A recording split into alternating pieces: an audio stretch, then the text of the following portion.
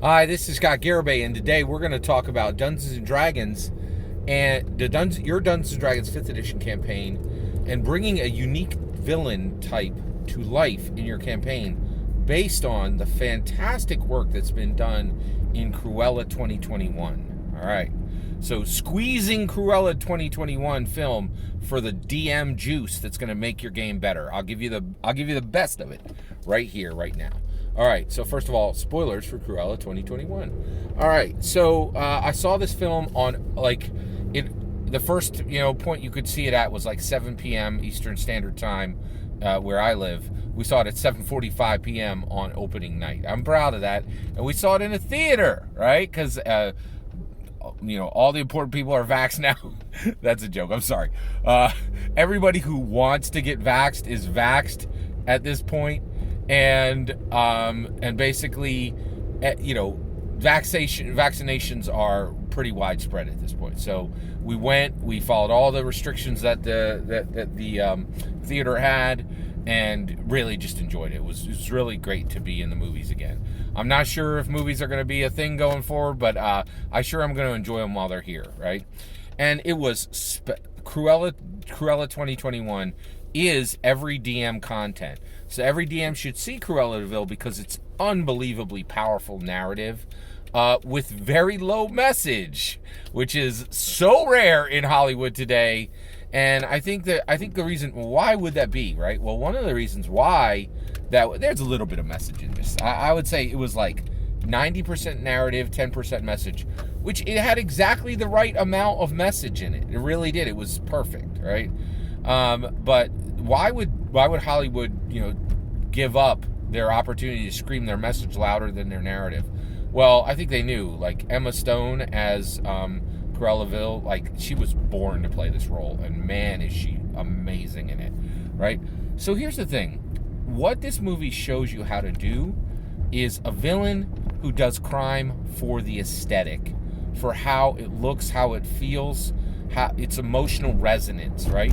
The best example of this before Cruella was was Nolan's Dark Knight, okay?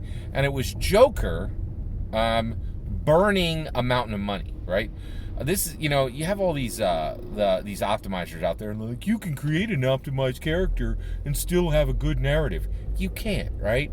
Are you willing to burn, right?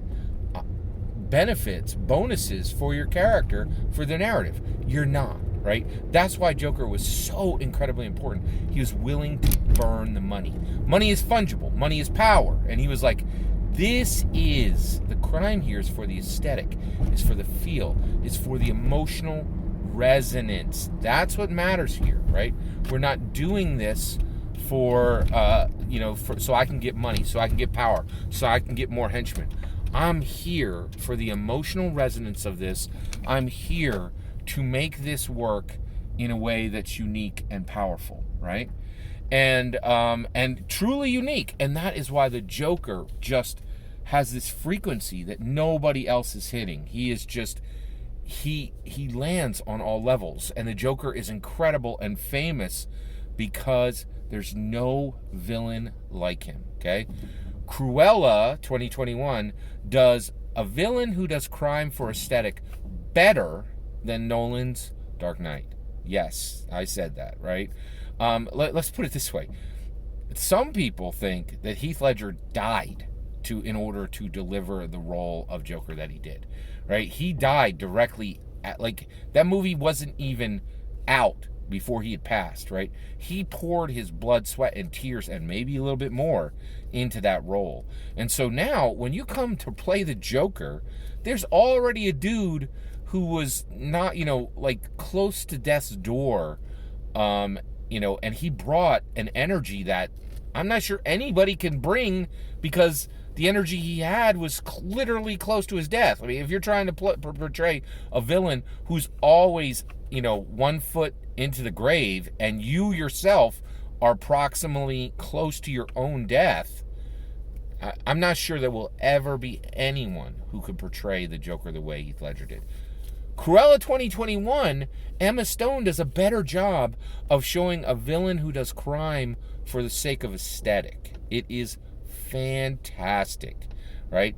Also, Cruella, yeah, it's just an amazing, awesome, blow you away film, right? And the reality is, now what Cruella de Vil does in this is she upstages the Baroness constantly. She's just like constantly upstaging this rival, this Baroness, and she, specifically in the arena of fashion, she defeats her. Now that's might sound lame, it's not, right? It's combat without swords. It's rivals clashing, with super intensity. And honestly, I'd love to unpack it for you, but I think there will be dissertations written about this film. It is so good, and it nails the idea of a criminal who does crime for aesthetic better than any film I have ever seen. You've got to see this thing. Get out there and then fix your villains so that you can get right crime for the aesthetic. That's my opinion. I'd love to hear your thoughts. Did you see the film? Let me know what you think below, and what is the best way to pull this in to build our villainous NPCs. I'd love to hear your thoughts. Let me know in the comments below.